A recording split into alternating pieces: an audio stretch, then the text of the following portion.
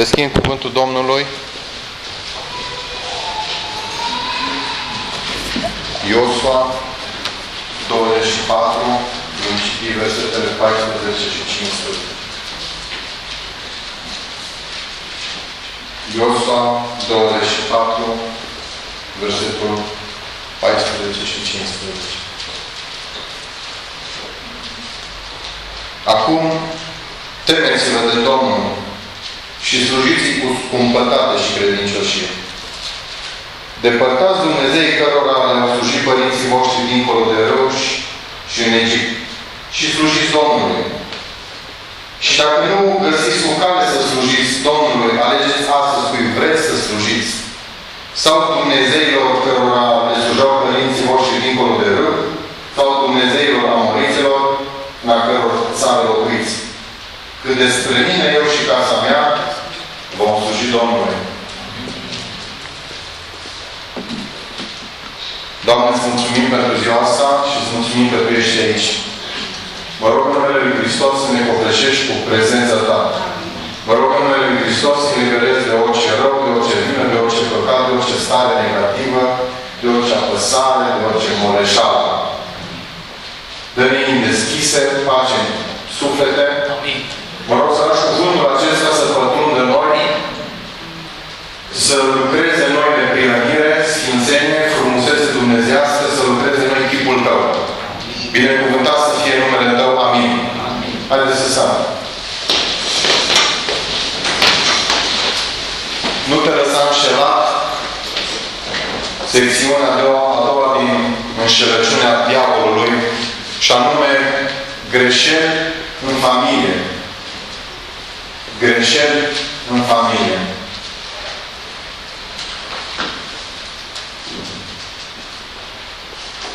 Mi-ar place mesajul acesta sau mesaje de genul acesta să fie așa aruncate în gol. Dar cred că cele mai mari gafe care le facem în viață, le facem vis-a-vis de familie. E ciudat că ne căsătorim și de fiecare dată când vorbesc cu viitorii miri, unul din lucrurile pe care mi le spun este că nu vor să repete greșelile părinților lor din căsnicie și îi pun să mi le enumere, să te identifice, să știe de ele. Fiecare am trecut pe aici și ne-am propus asta. Vă amintiți când mi s-a născut primul copil, care a fost ideea? Nu vreau să fac cum a făcut mama sau tata cu mine. Nu vreau să-mi disciplinez copilul cum am fost eu disciplinat. Nu vreau să-l bat la nervi. Nu vreau să-l bat rău. Nu vreau să-l bat. Și mai te-ai trezit la un moment dat, sub presiune, că sare alma. Zice, și lucrurile astea sunt irreversibile. Nu le mai poți să faci. A intrat în căsnicie și ți-ai propus să fii ordonat în casă, să nu fii ca și tata, pentru că erau mereu conflicte între ei din cauza asta și te-ai trezit că te pulsează și ai înțeles să împrășteate pe jos. Și apare probleme. Dar astea sunt chestiuni minore.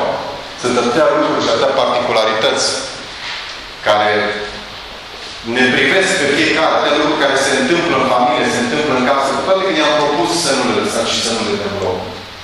Și dacă sunt sentimente de vinovăție în viața unui om, de cele mai multe ori, cele mai înalte și cele mai grele sentimente de vinovăție sunt datorate greșelilor din casă. Poate sunt cele mai greu de dus, cele mai greu de suportat. Poate sunt greșelile față de care ne pocăim cel mai greu. Știți că greșelile față de Dumnezeu în mod direct, printr-o gafă, printr-o minciună, prin nu mai știu ce, e mult mai simplu să le corectezi, să le mărturisești înainte de Dumnezeu să-și cere iertare că ai făcut-o, că îți pare rău să te pocăiești de la capăt. Dacă vine vorba de greșeală față de soț și față de soție, nu e doar că mergi și ceri iertare lui Dumnezeu. Biblia spune, du-te și înclară, bagă-te. Degeaba și ceri iertare de la soț și de la soție, de la copil, de la mamă, de la tată, de la frate sau o soră de sânge. Degeaba faci asta. Până când n-ai primit și până când nu te-ai împăcat cu cel din casă, n-are rost să-și ceri iertare de la Dumnezeu. Dumnezeu. Pentru că Biblia spune, Dumnezeu te iartă, dar dacă cel din casă nu te iartă, porți o povară continuă de suflet. Nu știu dacă sunt poveri, sau nu cred că sunt poveri mai mari în lumea aceasta, decât să porți pe inimă povara unui soț care nu te poate ierta, povara unei soții care nu te poate ierta. Povara unei conștiințe care mereu îți amintește că ai făcut o gafă, că ai vorbit la ele, că ai gândit, că ai avut atitudine greșită. Și parcă nu te poți ierta, pentru că ți-ai propus în rău așa tot. Dacă duce diavolul o luptă în lumea asta, să știți că o luptă teribilă duce în dreptul familiei. Și vreau să fiți atenți în perioada aceasta și vremea pe care o trăim. Uitați-vă, pe măsură ce trec ani, pe măsură ce trece timpul, familia este tot mai atacată. Ideea de familie este tot mai dizolvată. Parcă își pierde sensul, își pierde rostul. Își pierde identitatea sau se lucrează și se luptă pentru asta. Și în mare măsură se cam reușește. Acum, știți, n-avem și astăzi o să vorbim și rămânem în casă, pentru că cât despre mine și casa mea, în casa noastră, aici, în lumea creștină, rămânem în dimineața asta. Nu e așa și parcă nu ne privește acum ce face lumea, nu? Nu ne privește ce fac ei. Nu ne privește ce fac ceilalți. Ceea ce ne privește în dimineața asta este ce se întâmplă în căminile noastre, în casele noastre. Oameni, îmi spun din nou, creștini, credincioși, mântuiți sau botezați.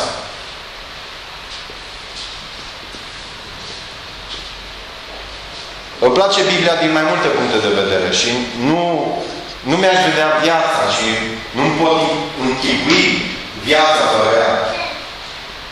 Nu pot să-mi închipui cum aș trăi sau cum ar fi viața mea de aici încolo, fără să fiu ancorat, sau fără să stau, sau fără să meditez, sau fără să citesc, sau fără să studiez Cuvântul lui Dumnezeu. Dar îmi place din mai multe puncte de vedere. Dar unul, într-un mod anume, îmi place Cuvântul lui Dumnezeu, pentru că Cuvântul lui Dumnezeu vorbește deschis și despre părțile bune și despre părțile rele ale unui om. Biblia nu termină totul frumos. Nu? Nu fie reflectoare asupra unui om și pozează doar părțile bune. Biblia nu e o carte care scoate în evidență dar lucrurile pe care cineva le face doar în public. Pentru că în public oamenii de cele mai multe ori sunt într-un fel, în privat sunt în altfel, în public sunt într-un fel, în singurătate sunt în altfel. În public familia e frumoasă, acasă s-ar putea să fie și mai frumoasă, sperăm. Și Biblia nu șamalizează. Ceea ce e frumos face în evidență ca fiind frumos. Ceea ce e mai puțin frumos sau neplăcut sau chiar urât, vorbește și despre asta deschis. Pentru că viața așa este. Nu poți să vorbești numai lucruri frumoase și drăguțe despre cineva sau despre tine. Și un lucru care avem de învățat din punctul acesta de vedere din Scriptură este că atunci când te auto-evaluezi și sper și vreau să vede că fiecare avem momente în viață ne auto-evaluăm. Luăm un pic oglinda, nu? Oglinda o luăm așa și ne uităm în ea. Ne uiți în oglindă, mai vezi că un ciuc nu stă, mai vezi că o plecat din păr, mai vezi că nu se vie cămașa, mai vezi că e nebărbierit, mai vezi că nu știu ce s-a întâmplat. Vezi. Și atunci când vezi, trebuie să iei atitudine. Că dacă nu e atitudine, o să arăți ca o gorilă la un moment dat. Și e atitudine, nu? Pentru că nu-ți convine ceva la felul în care arăți. Exact așa este și cu viața spirituală. E Cuvântul lui Dumnezeu. Și dacă le iei fiecare zi și te uiți în el, vezi ce trebuie corectat. Pentru că Cuvântul lui Dumnezeu e oglindă, zice acolo. Pui în fața ta și vezi cum arăți. Dacă nu o pui, arăți bine. Din punctul tău de vedere. Când ești confruntat și să spui, vezi că nu arăți bine. Eu arăt bine. Nu ia cuvântul, ia oglinda și vezi cum arăți. Și un lucru care avem de învățat de aici este că trebuie să învățăm să ne evaluăm corect. Nu să ne supraevaluăm, nici să ne subestimăm. Pur și simplu așa cum suntem noi. Așa cum sunt, cu bune, cu rele. Că dacă te evaluezi corect, vei vedea ce trebuie îndreptat. Dacă te supraestimezi, atunci n-ai nimic de corectat sau aproape nimic. Dacă te subestimezi, atunci ești un om de 2 bani și n-ai niciun gram de încredere că Dumnezeu mai poate face ceva vreodată din viața ta. Experiențele mele din ultimii ani, din discuții, ascultarea unor povești de viață, consiliere, m-au dus la concluzia că trebuie să fim foarte atenți astăzi, frații mei. M-a dus la concluzia că dacă creștinismul, dacă creștinii nu iau o atitudine corectă, fermă, verticală în ceea ce înseamnă și ceea ce înseamnă familia, vom asista, probabil, în viitorul apropiat, la o catastrofă în sânul creștinismului nostru. Aș vrea să vă gândiți cei care ați crescut în familii de creștini neoprotestante. Aș vrea să vă gândiți în urmă cu 20-25 de ani, dacă vă amintiți vreo familie, măcar una, care să fie divorțată. Chiar dacă vă amintiți, probabil sunt foarte, foarte puțini. Ei, când se întâmpla asta, păi era un boom în toată comunitatea, în biserică, în toată lumea știa. Ceva nu era în regulă. Venim astăzi, în 2015, august, 9. Când auzi o familie de creștini, e pe punctul să divorțeze, ni se mai pare un șoc? Mai degrabă compasiune, șoc nu.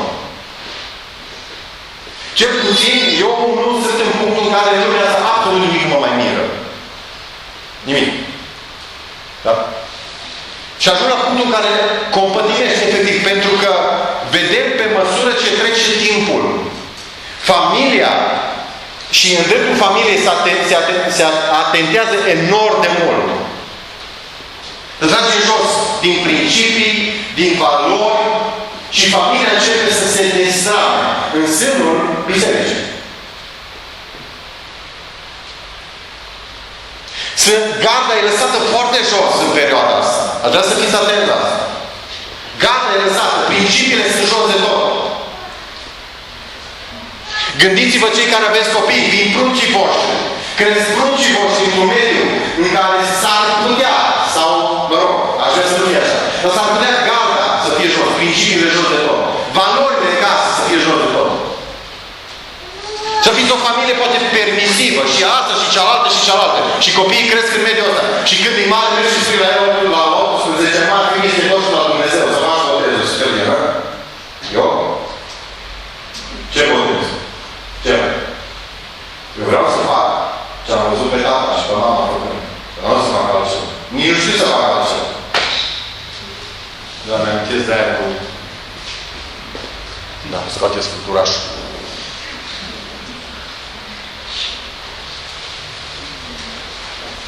Interesant că din grădina Edenului, diavolul, primul atac pe care l-a avut în dreptul familiei.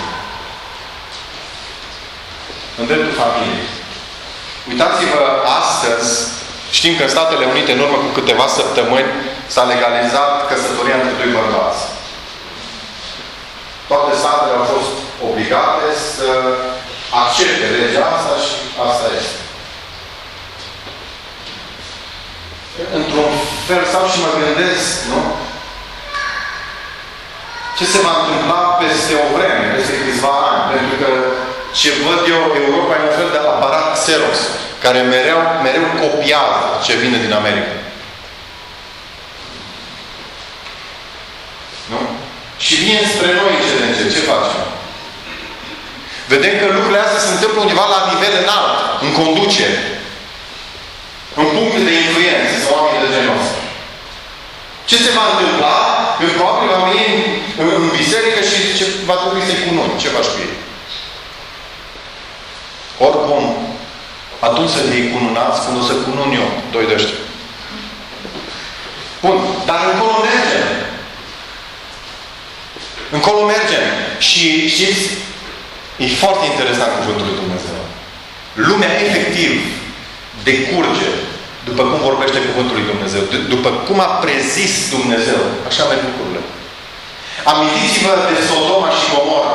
Amintiți-vă că focul din cer, potopul de foc, a căzut în problema asta a păcatelor, a căsătorilor, a relațiilor dintre persoane de același sex. Au ajuns la culme. Probabil legalizate și atunci. A venit potopul. Da, suntem în 2015.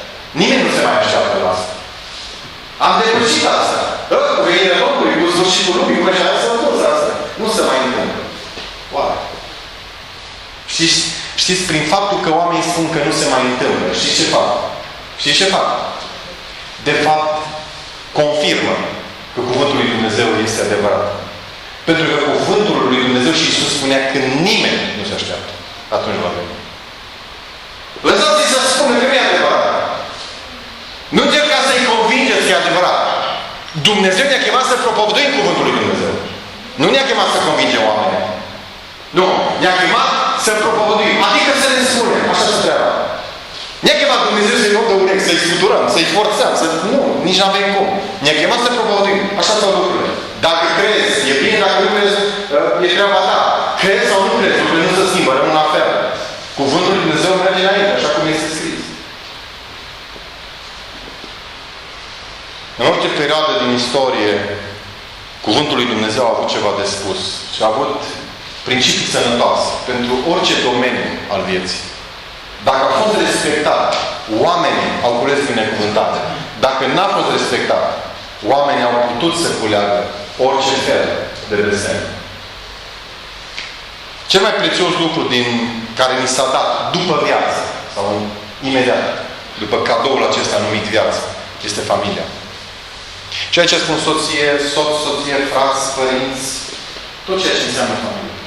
E cel mai valoros lucru care mi s-a dat și mi s-a încredințat în lumea aceasta. Și poate fi locul în care oricine poate fi reabilitat, poate fi vindecat, poate găsi pace, poate găsi liniște, să este locul în care orice om rănit poate fi ucis. Asta e culmea. Familia are putere să readucă la viață și să resusciteze pe cineva care aproape a plecat din viața aceasta. Pe care nu mai are curaj și nu mai are demnitate, nu mai are încredere. Pe cineva care e făcut țândări, bucățări, în familie poate fi reîntregit prin simpla prezența membrilor din familie, printr-o simplă vorbă, printr-o simplă mânghiere, printr-o simplă îmbrățișare. Dar tot în familie este locul în care orice rănit poate fi ucis. Eu mă rog că Dumnezeu să ne dea înțelepciune, fraților. Amin? Dumnezeu să ne dea înțelepciune. Dumnezeu să vă dea înțelepciune celor care aveți soții sau soți necredincioase sau necredincioși. Amin. Să vă dea Domnul înțelepciune. Dumnezeu să vă dea înțelepciune celor care aveți copii nemântuiți încă în casă. Dumnezeu să vă dea înțelepciune celor care aveți încă în familie, părinți, mamă sau tată nemântuiți. Dumnezeu să vă dea înțelepciune. E nevoie de înțelepciune. E nevoie de înțelepciune. Că pentru că prin înțelepciune reușești să aduci viață. Prin lipsă de înțelepciune ai toate șansele să aduci moarte în locul în care ești. Știți că spiritualitatea noastră niciodată nu are voie să ne îndepărteze de familie. Pentru că există și o categorie de creștini care spun sunt prea spiritual ca să mă rog cu el sau cu ea sau ca să am împărtășie cu el sau cu ea. Niciodată rugăciunea mea, niciodată studiul meu biblic, niciodată convingerile mele biblice nu au voie să-mi afecteze relația cu cei din familie. În mod deosebit, dacă, și specific aici, în mod deosebit, dacă familia este întoarsă, este creștină, este născută din nou. Nimeni nu poate să susțină și nimeni nu poate să vină cu pretextul acesta și eu sunt prea evoluat spiritual. Eu am o altă concepție și pentru că mă separ, mă diferențiez așa de tare de familie. S-ar putea o astfel de persoană să nu fie neapărat centrată pe Hristos, decât centrată pe emoții. Știți că în ziua de astăzi foarte mulți creștini susțin că îl simt pe Domnul. Foarte mulți creștini susțin că sunt în Hristos. Foarte mulți creștini susțin că fac lucrarea lui Dumnezeu pentru că Dumnezeu i-a chemat să facă asta. Pentru că îi simt să facă asta. Foarte mulți din creștinismul nostru astăzi trăiesc în închinare, trăiesc în părtășie, trăiesc în principii, trăiesc în cuvânt, trăiesc în părtășie cu ceilalți, pentru că asta simt să fac. Noi nu suntem chemați să ne centrăm pe emoții. Noi suntem chemați să ne centrăm pe Hristos. Pentru că omul va fi mântuit nu prin emoții, nu prin ce simte, ci prin ce crede.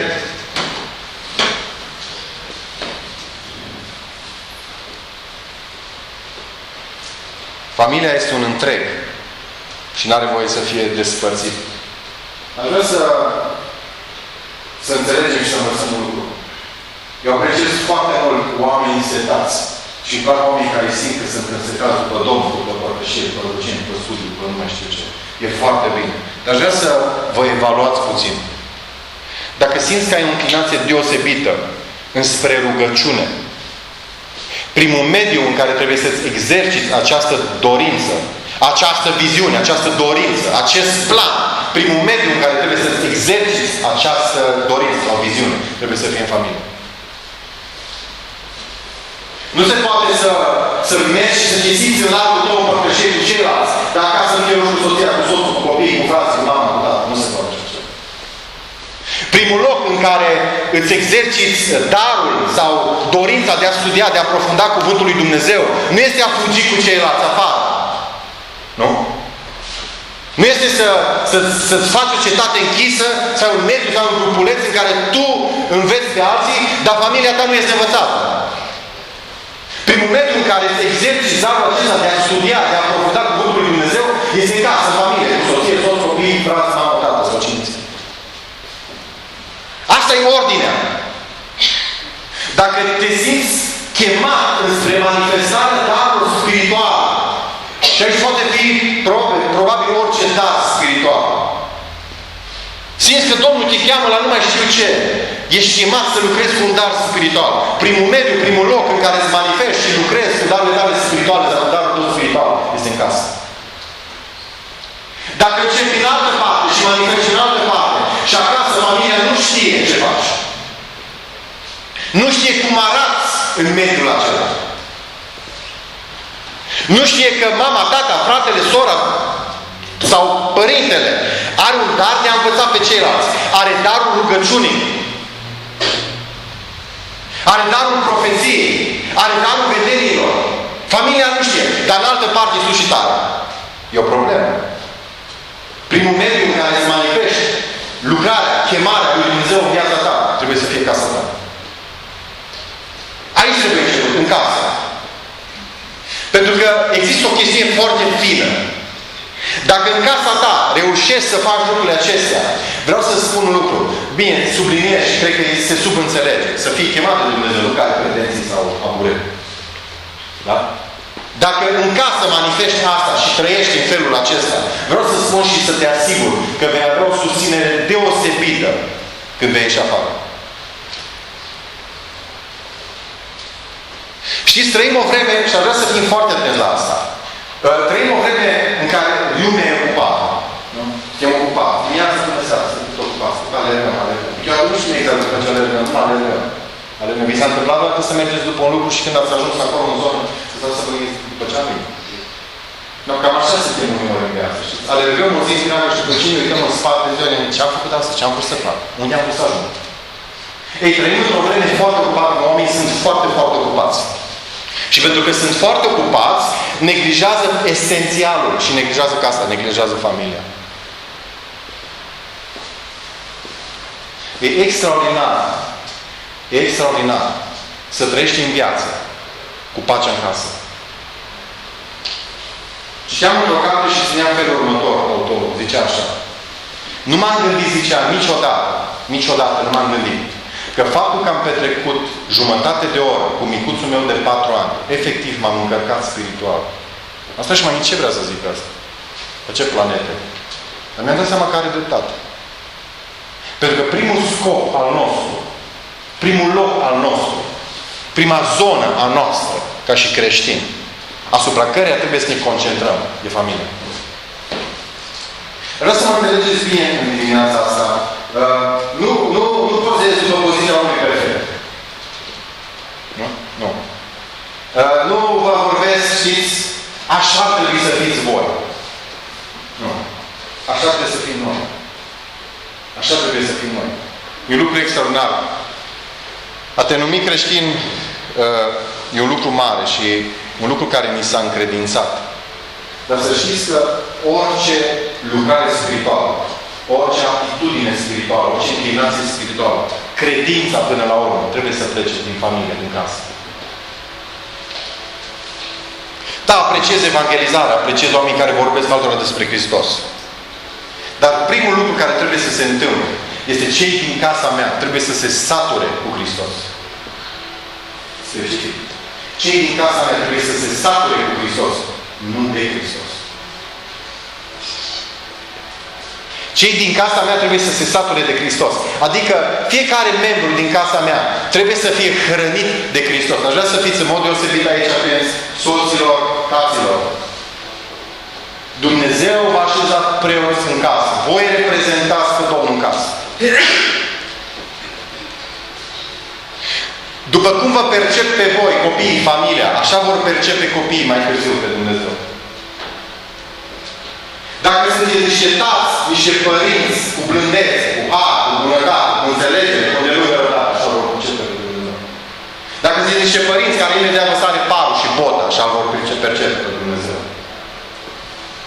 Dacă sunteți niște părinți care nu vă fericiți să spuneți sunt te iubesc și de 10 ori într-o zi și să dați câte o brățișare, așa vor percepe pe Dumnezeu.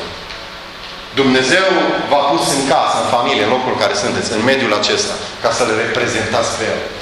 Când familia se vede spre voi, ei îl văd pe Domnul.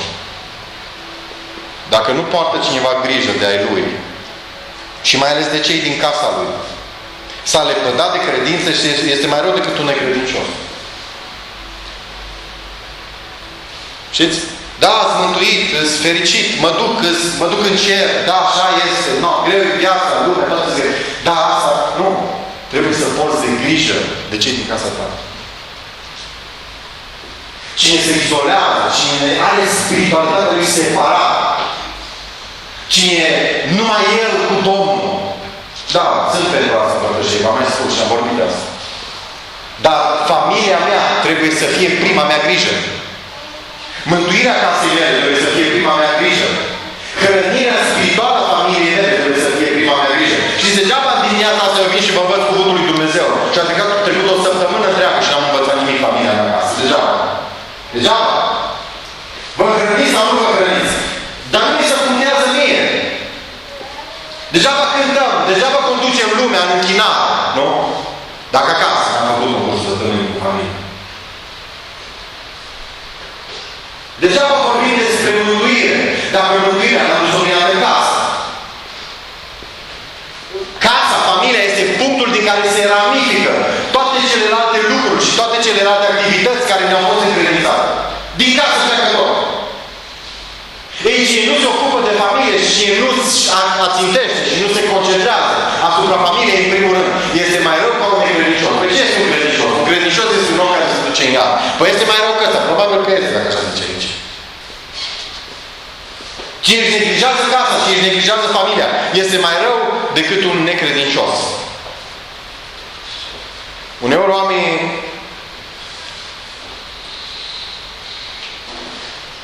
își dau familiile. Și am văzut asta în mod deosebit. La slujitor, la păstor, predicator, evangeliști, în mod deosebit cei care au în sânge plecările. Eu m-am vindecat de asta în urmă cu vreo 6 ani. Am sânge plecări, n-au stat. Îi mâncă călpele și picioare, să se ducă duminica, să povestească, să povestească, să predice aici colo. Eu numesc asta udarea pădurii din avion cu flaconul. Dumnezeu ne-a chemat ca și slujitori, ca și tați, ca și mame, ca și soț și soție, să creștem câte un pom, poate toată viața. Ne îngrijim de el până când are roade. Dacă nu ne fâsăcim dintr-o parte în alta, nu avem eficiență. Probabil există o anumită satisfacție interioară de aclamare. Păi, Dom'le, dacă am fost în atâtea locuri, vezi cineva? Ați văzut oameni? Ați întâlnit oameni care ori de câte ori vorbești cu ei, primul lucru pe care ți-l spun în câte locuri au ajuns ei cu Evanghelia. Eu nu știu dacă au ajuns ei cu Evanghelia sau Evanghelia cu ei, dar primul scop pe care trebuie să-l ai ca și bărbat, ca și femeie în casă, este familia ta. Dacă asta lipsește, bai. Ei nu poți avea momente înălțătoare cu Domnul. Deci am avut un timp înălțător cu Domnul astăzi sau ieri sau săptămâna trecută. Știți că clipele înălțătoare cu Domnul le ai dacă ai clipe înălțătoare cu familia. Da. Clipe de părtășie adânci, profunde cu Hristos. le ai dacă ai clipe și momente și zile și perioade adânci de frumusețe, strălucire și iubire cu propria ta familie. Nu există clipe înălțătoare cu Domnul dacă cumva în casă e conflict între soț, între mamă și copil. Nu. Nu pot fi. Nu pușă cu Biblia. Biblia e un mesaj al păcii. E o carte a păcii. Prezența lui Dumnezeu coboară. Iisus a spus, eu sunt pacea lumii. Ei, pacea lumii coboară în inima și în viața unui om. Și în trăirile unui om. Când este pace pe toate flancurile. Și pe verticală și pe orizontală. Ei, poți avea clipe înălțătoare de împărtășire cu Hristos când ai clipe înălțătoare cu familia. Dumnezeu n-a pus pe nimeni separat. Dacă e căsătorit. Dacă nu e căsătorit, de altă poveste. Dar n-a pus pe nimeni și n-a dus pe nimeni la oaltă ca mereu să-L înalțe pe unul în închinare, în părtășie și relație cu El. Și pe celălalt să-L neglijeze. Că Dumnezeu iubește la fel, pe toată lumea. Așa ne iubește Dumnezeu pe noi. Dacă vrei să ai părtășie cu Hristos, autentic, adâncă, dacă vrei să pătrunzi cuvântul acesta mai mult decât coada, dacă vrei să simți prezența lui Dumnezeu, dacă vrei să ai rugăciuni ascultate, dacă vrei să trăiești în părtășie adâncă cu Hristos în viață, e nevoie să ai o relație strânsă cu cei din casă. Pentru că cât despre mine, eu și casa mea, de aici pleacă toate.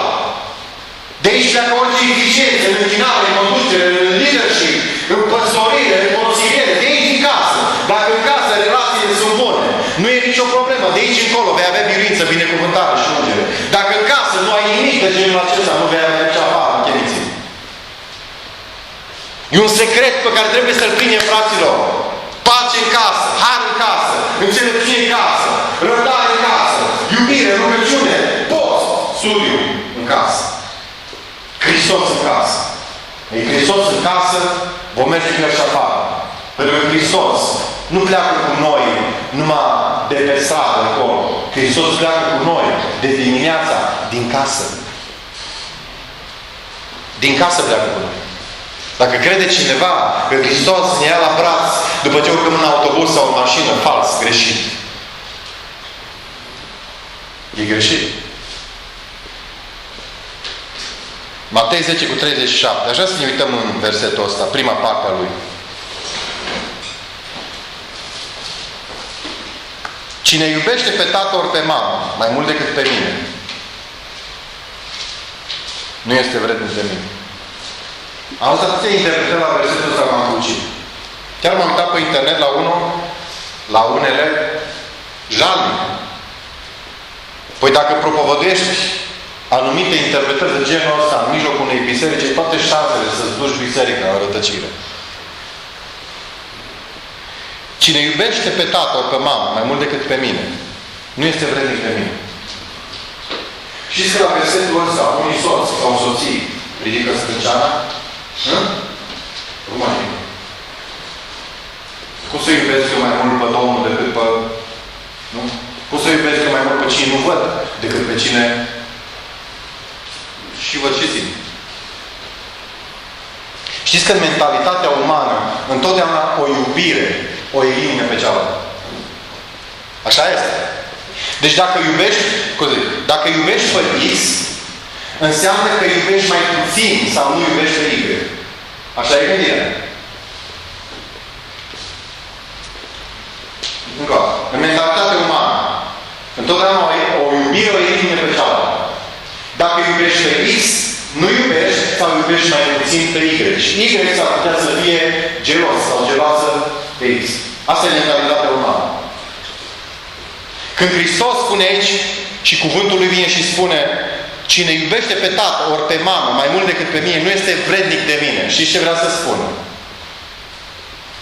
În primul și în primul rând, zice Hristos, iubește-mă pe mine. Pentru că atât când mă vei iubi pe mine, îți vei iubi aproape. Nu e mentalitate umană, e dumnezeiască deja aici. Când spune Hristos, iubește-mă pe mine, în primul și în primul rând, nu spune mă vei iubi pe mine și vei elimina pe ceilalți. Pentru că cuvântul ne învață și ce iubește-ți aproapele. Ar fi un contrast, o contradicție, o bătaie cap în cap. Când Hristos spune, iubește-mă pe mine, în primul rând. Hristos spune, atâta cât mă iubești pe mine, atâta îi vei iubi pe ceilalți. Doamne, dacă ar înțelege fetele și băieții în zona și în perioada prieteniei lucrul acesta, așa puține catastrofe și divorțuri ar mai fi astăzi. Dacă ar cântări iubirea lui sau a ei, cât de mult îl iubește pe Domnul, atât mă va iubi și pe mine.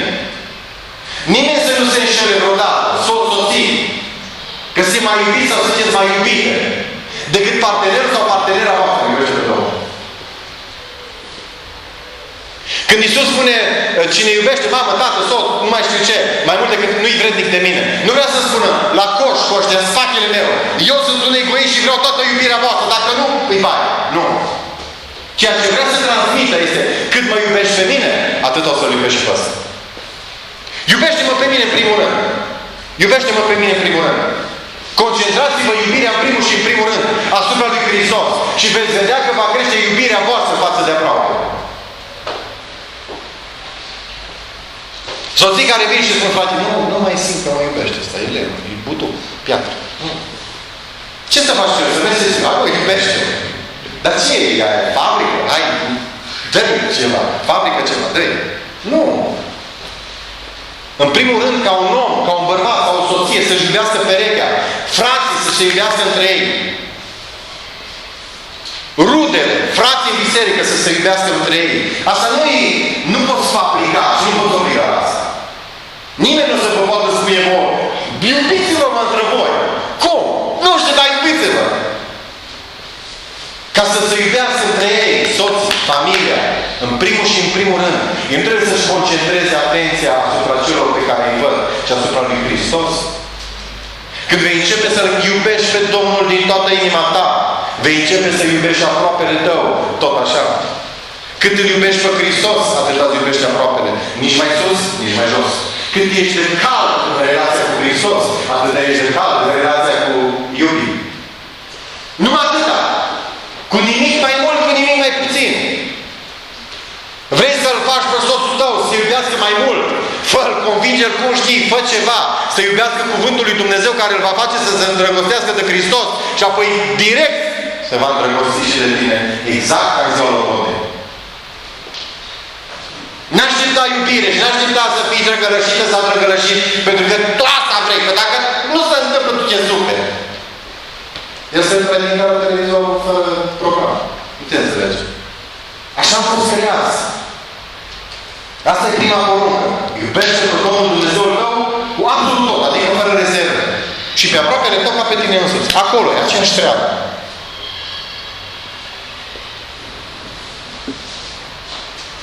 Două cazuri crude în Scriptură, care își înțeleg greșit iubirea față de Dumnezeu. Pentru că asistăm astăzi la asta. Oameni care înțeleg greșit iubirea față de Dumnezeu.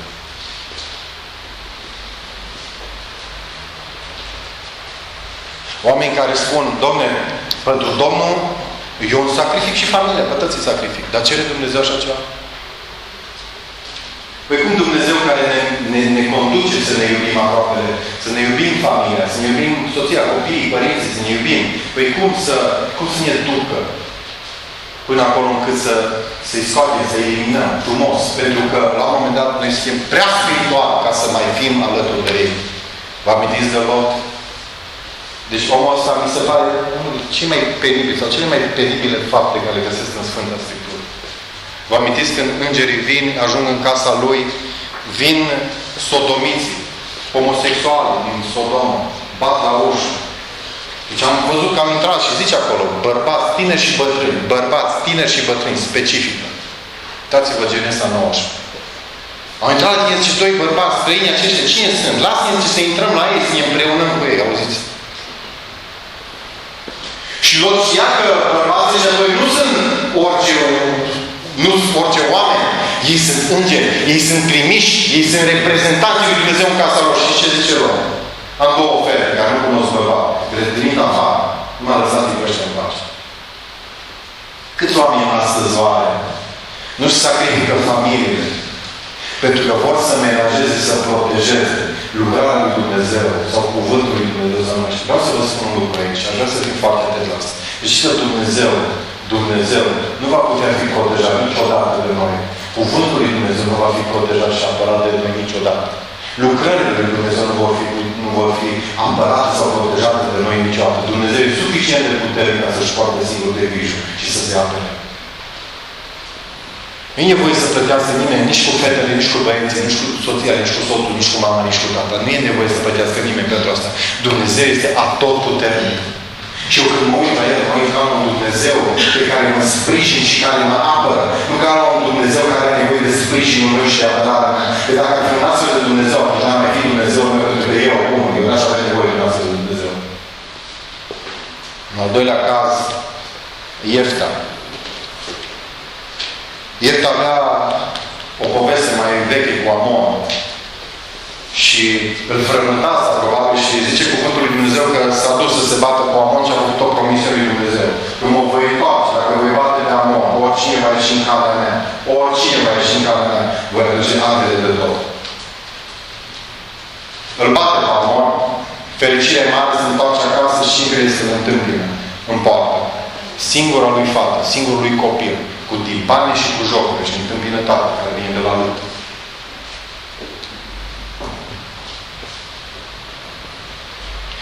Dumnezeu niciodată n-a primit jertfe umane.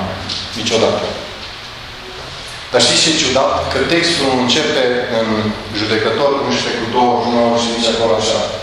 Duhul Domnului a venit peste Iefta. Așa începe povestea asta. Cum e posibil ca Duhul Domnului să vină peste cineva și să facă astfel de promisiuni? Posibil ca Duhul Domnului să-l fi dus până acolo la punctul în care să-i asigure biruința asupra lui Amon. Dar Duhul lui Dumnezeu nu călăuzește niciodată în lucruri contradictorii cu cuvântul lui Dumnezeu. Știți, aici sunt lucrurile de multe ori confuze. Vedem oameni călăuziți de Dumnezeu. Vedem oameni sub ungere. Vedem oameni care prorocesc. Oameni care ne spun lucruri adânci ale inimii. Și la un moment dat vedem că i-au greșit. Ce se întâmplă oare? Și atunci începe și de presupusul sub un duc de vicire. Sunt inspirați de diavolul, nu? E foarte posibil ca până la un anumit punct, până la o anume zonă, să fi fost călăuziți de Duhul lui Dumnezeu. Dar de acolo au mers pe propriile lor forțe și principii. Și ce e foarte extraordinar? Uneori simțim greșeala și atitudinea greșită din viața unui om. Și nu o știm justifica. Mi s-a întâmplat de câteva ori să simt greșeala, să simt că ceva nu e în regulă, sau chiar ceva nu e în regulă în viața lui. Și nu poți să-i justific de ce spun asta, sau de ce crede asta, sau de ce înțeleg asta. Dar pur și simplu așa este și mai târziu se dovedește. Și ce înseamnă asta, frații mei? Corinteni, nu știți că voi sunteți templele Duhului Sfânt? Nu știți că Duhul Sfânt a fost pus în voi să vă învețe, să vă sensibilizeze, să vă dea lumină, să vă dea călăuzire, să vă dea cuvânt, să vă dea descoperire, să vă dea daruri spirituale? Chiar vorbeam cu cineva săptămâna asta, un om pretins. Spunea, nu mai sunt astăzi lucrările Duhului. Viața merge în funcție de, așa, natural. Asta este. Dumnezeu nu intervine să întrerupă fluxul natural. Nu, așa este, asta este. Știți că tot mai mulți oameni astăzi încep să gândească în felul acesta? De-aia cuvântul lui Dumnezeu zice, cine va privi până la va fi mântuit. Unii să pierdă drumul, să pierdă amănunte, se descurajează, nu mai cred. Nu mai cred că avem atâtea baze să mai credem. Avem o singură bază să credem. Asta, cuvântul ăsta. Cine își va adânci privirile în cuvântul acesta, cine își va adânci privirile, nu cine va mângâia paginile Bibliei, cine își va adânci privirile, va găsi fericire, va găsi satisfacție, va găsi bucurie în ceea ce face. Vreau să ne întreb astăzi, sau o paranteză de altceva acum. Vreau să ne întreb astăzi, ce faci pentru Domnul? Bun, ce faci? Dar vreau să Faci cu bucurie? Dacă faci cu bucurie, înseamnă că ești un om care îți adâncești privirea în legea de săvârșire. Dacă faci așa și totuși faci că hai să, nu-mi place să fac, ai toate șansele să fii om care nu-ți adâncești privirea. Și o vreme vei merge din inerție. Dacă nu-ți adâncești privirea în legea lui Dumnezeu, într-o bună zi, te vei prăbuși și tu și ceea ce faci.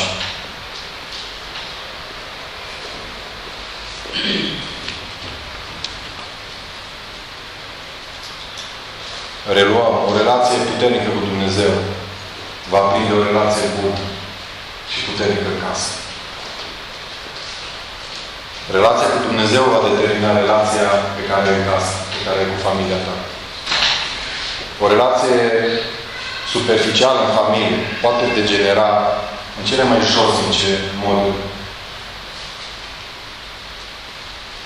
Atâtea familii astăzi sunt la o lată, sau în același apartament, cu același acoperiș. Dar sunt despărțite. Ba din cauza încăpățânării, ba din cauza greșelilor, ba din cauza neînțelegeri, sunt despărțite. Cum sunteți? Bine. Eu am un obicei să întreb cuplurile, vă mai iubiți? Unii zic, numai cine am căsătorit, cum să ne iubim? Alții zic ca la început. Alții la început. Mult, alții puțin. Mi-aduc aminte de David. Mi-aduc aminte de David și un lucru care parcă a fost așa ca o scripire pentru mine. Zice cuvântul lui Dumnezeu că pe vremea în care împărații se duceau la război, David a ales să rămână acasă. Era o perioadă de luptă, da? Asta era o perioadă de luptă. Cine vrea să luptă, asta e perioada de luptă. Aici se luptă perioada asta. Și împărații mergeau la război în perioada asta. David alege să rămână acasă și în cadrul în păcatul Batșeba.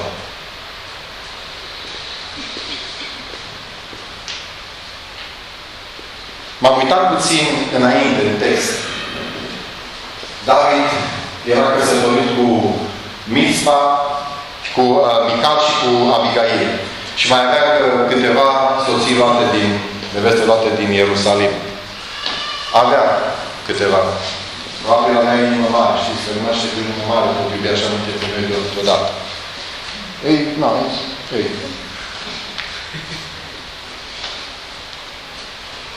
Ceea ce mi-a ieșit și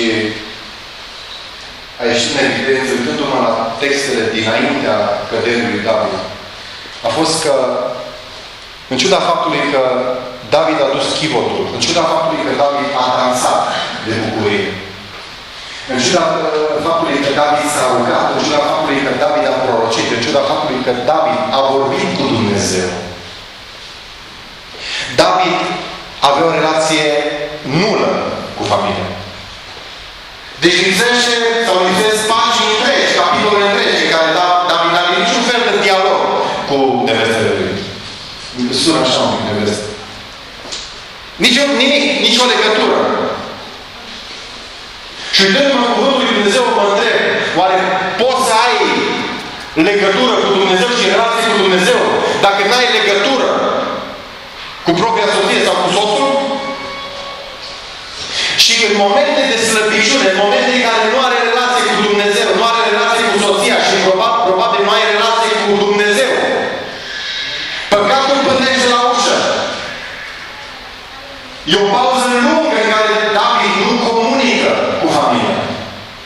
E o pauză lungă în care David nu-și educă familia, în care nu prorocește familie. Nu aduce cuvântul lui Dumnezeu, nu aduce principii sănătoase în familie. La un moment dat îl vedem pe David pe acoperișul casei cade în păcat, precum e cu Batșeba. Ce vreau să spun? Dacă treci printr-o perioadă în care relația ta în casă, de o vreme prelungită, e slăbită, nu e relația bună. Poate nu știi să explici ce anume, dar simți înăuntru tău, priceptul, fiecare celula ta, că nu e regulă relația, nu merge bine. Ceva, există un trecuș, există un dezacord. Ai încercat să închizi și tu, să închidă și ea. Și parcă... Există un subiect pe care orice câte ori discutat, este prost de tot. Înseamnă că e o problemă în casă. Fiind o problemă în casă, este o problemă în relație cu Dumnezeu.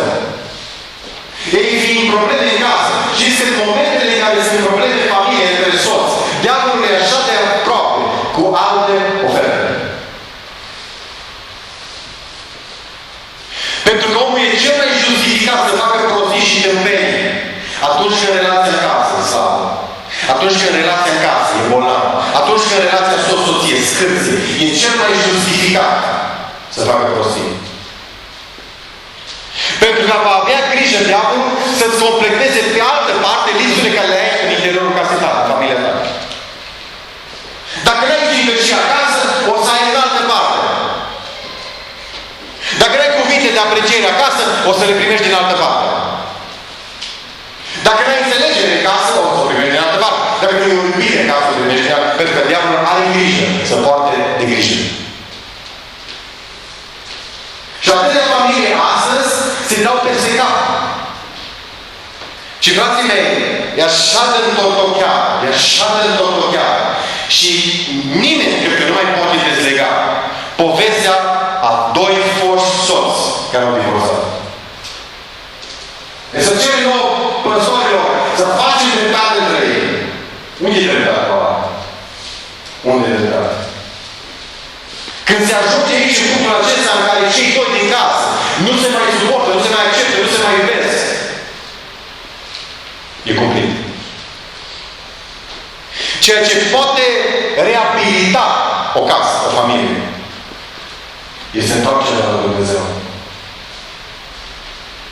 Nu, reabilitarea în casă, probabil merge la un moment dat prin consiliere, o vreme, în timp.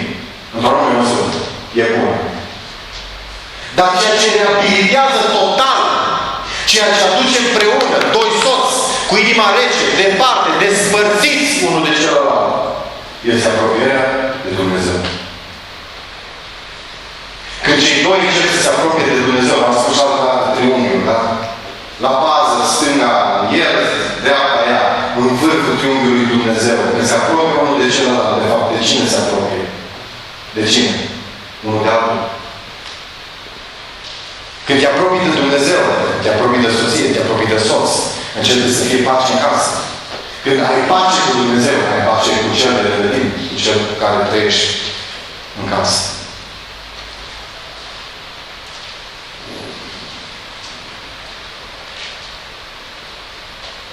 Întreabă părinții de teori, iubești pe tata, iubești pe mamă. El are 20 de ani, dar iubești pe tata, iubești pe mamă. Păi atunci să iubească și pe mama și pe tata, cât îl iubești pe Domnul? Cu nimic mai mult. Iosua 24 cu 15. Iosua le zice și zice poporului: depărtați Dumnezeii cărora le-au slujit părinții voștri dincolo de râu. Iosua are o cerință grea în dreptul poporului. Să refuzi închinarea pe care ai moștenit-o. Și să adopți o închinare care acum ți se descoperă. Adică lăsați Dumnezeii la care s-au închinat părinții voștri. Adică Dumnezeii în sânul cărora v-ați născut și ați crescut. V-ați dezvoltat. V-ați dezvoltat spiritualitatea voastră. Lăsați-i în pace. E vorba de un Dumnezeu real care vă cheamă astăzi la părtășii la închinare. Lăsați Dumnezeii cananiților, amoriților, lăsați Dumnezeii poporilor străine și întoarceți-vă la Domnul. Asta e sfatul pe care îl dă Moise. Iosua. Haideți să ne ridicăm. Acesta este sfatul pe care îl dă Iosua. Lăsați Dumnezeii aceștia străini. Întoarceți-vă la Dumnezeu, închinați-vă lui Dumnezeu. Și va fi pace în casă, va fi pace în familie, va fi pace și armonie în țară. Știți cum zice Moise și Iosua? Cum își încheie el vorbirea în textul pe care l-am citit? Cât despre mine, eu și casa mea vor sluji Domnului. Acesta este cuvântul pe care Dumnezeu ne-a dat în dimineața asta. Căutați pe Domnul, apropiați-vă de Dumnezeu.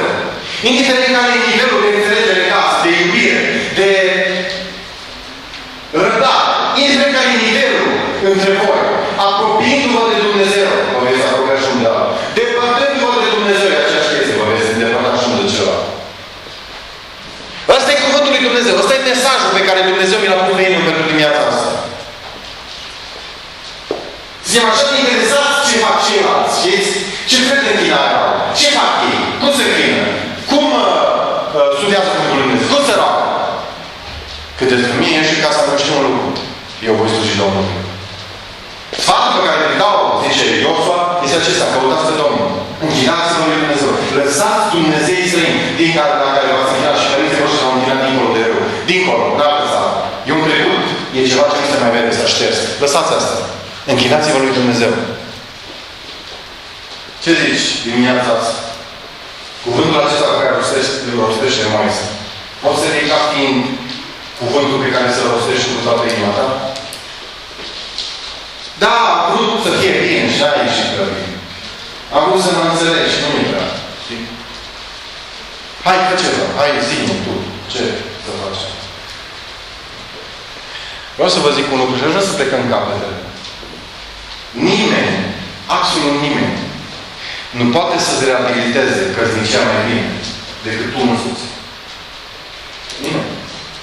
Nimeni nu poate să-ți reabiliteze relația cu copilul tău, cu mama ta, cu fratele tău, cu soția sau soțul tău. Nimeni nu poate să o facă mai bine decât tine. E nevoie doar de un lucru de smerenie și răbdare.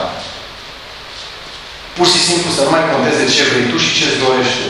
Pur și simplu să-ți dorești, te apropii de Dumnezeu și când te apropii de Dumnezeu, încep să cadă de pe tine tot felul de ambiții, tot felul de prostii, tot felul de orgol, tot felul de aer pe care le-ai cadă pe tine. Pentru că atunci când te apropii de Dumnezeu, trebuie să te apropii în sfințenie. Și pe măsură ce te apropii de Dumnezeu, încet, cadă pe tine tot felul de lucruri care nu sunt după voia Lui. Și căzând după tine lucrurile acestea, solții aceștia, încet, trebuie să te apropii de soțul și soția ta, fratele tău, mama ta sau cine în casa ta. Dumnezeu ne cheamă, frații mei, să trăim în pace și în armonie unii cu ceilalți. Ne cheamă Dumnezeu să ne apropiem de El și să ne iubim unii pe alții. Și Dumnezeu va binecuvânta casa, slujirea și ceea ce facem. Dar totul trebuie să plece din casă. Cât despre mine, eu și casa mea, voi sluji Domnului. Haideți să avem un timp de rugăciune. Haideți să avem un timp în care, dacă vrei de roșu-băcetare, cum vrei tu, dar e important să-ți cercetezi inima în momentele astea. Cercetează-ți inima. Cercetează-ți inima astăzi. Vezi care e atmosfera din casă. Cum ai descrie atmosfera din casa ta? Cum este casa ta? Viața ta de familie, cum este? Dacă e bună, lăuda să fie Domnul. Sau o veste bună, să facă și mai bine. Dacă nu e bună, iarăși și dau o veste bună. Prin Hristos, toate lucrurile sunt posibile. Prin apropiere și pocăință, toate lucrurile sunt posibile. Apropie-te de El și Domnul te va binecuvânta. Amin. Haideți să intrăm în împărtășire și în rugăciune în momentele care urmează. Amin.